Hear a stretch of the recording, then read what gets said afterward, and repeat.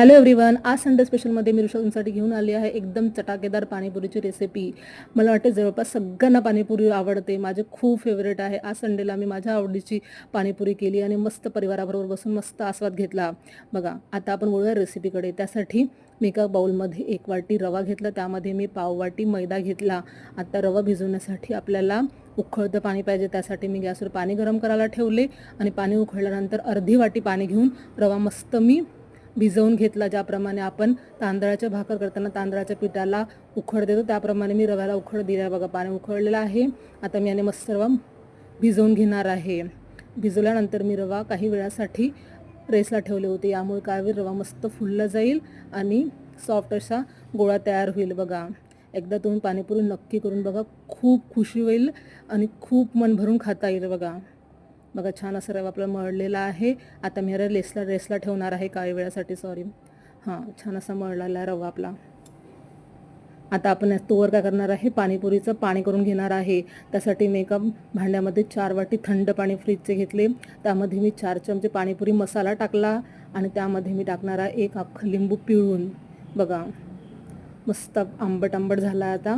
आता आपण काय करू, यामध्ये तिखटा वाहण्यासाठी एका मिक्सरच्या भांड्यामध्ये मी 5 ते 6 तिखट अशा मिरच्या घेतल्या. त्यामध्ये मी भरपूर असं पुदिना, कोथिंबीर आणि अद्रक घेतले आणि त्यामध्ये मी पाणी टाकून मस्त अशी पेस्ट तयार करून घेतली आणि ही पेस्ट मी पाण्यामध्ये टाकणार आहे. बघा, आता याला मस्त पुदिना आणि कोथिंबीरची टेस्ट आली आहे. बघा, आता मी सगळ्याला मिक्स करून घेणार आहे आणि काही वेळासाठी मी पाणी फ्रीजमध्ये ठेवणार आहे थंड व्हायला. त्यामध्ये मी चवीनुसार मीठ आणि साखर टाकले. बघा, छान असं पाणी तयार झालेलं आहे. आता मी याला फ्रीजमध्ये ठेवले. थंड झाल्यानंतर मी याला पाण्याला मस्त चाळून घेणार आहे. आपल्याला पुदिना आणि कोथिंबीरचं फ्लेवर पाहिजे आहे, जे पाण्यामध्ये भरपूर प्रमाणात उतरलेलं आहे. बघा, छान असं पाणी तयार झालं.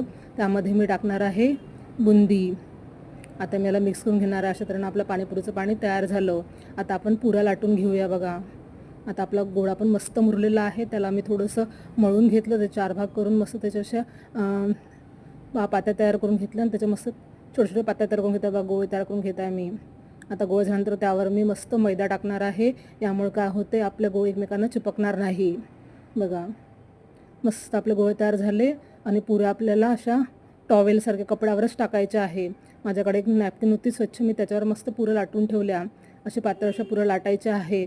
मला पुऱ्या लाटोपर्यंत 15-20 मिनटं लागले होते. बघा, एकदा तुम्ही पाणीपुरी नक्की करून बघा.